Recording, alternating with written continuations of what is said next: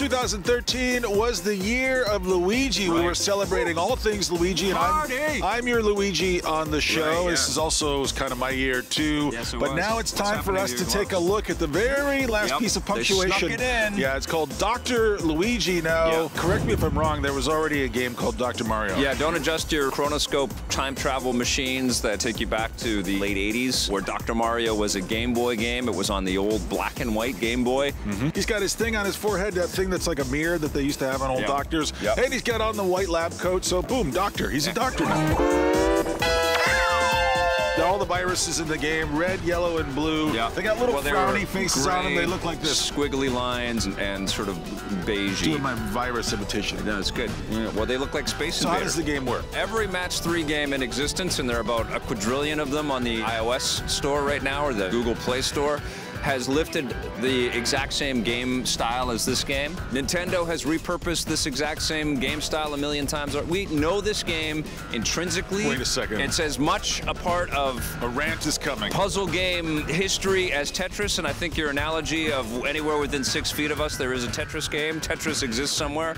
This is probably anywhere within 10 feet or 12 feet. We've got some kind of Dr. Mario type clone of every human being out there. We've played this thing to death, and Nintendo is charging $15 for this thing. $15, yes. On the Wii U. But Vic, it's in high definition. Whatever. You get a little fraction of the screen, and then you have some really rudimentary animation. They spent animation. all the money creating the intro animation where the viruses are like, nah, they're going around in a circle like this. So we get a couple of different gameplay modes. Retro Remedy is the mode that most resembles the original game.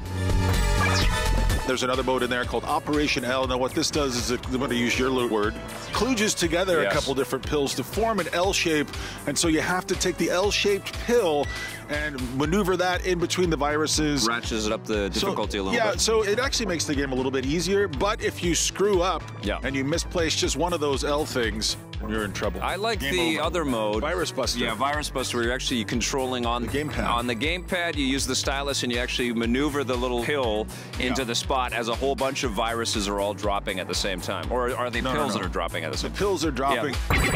That's kind of a fun mode.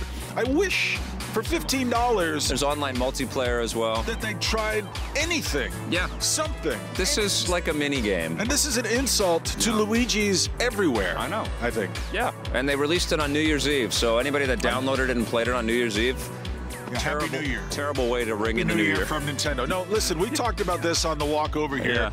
We're in Montreal as we're shooting this. We're freezing.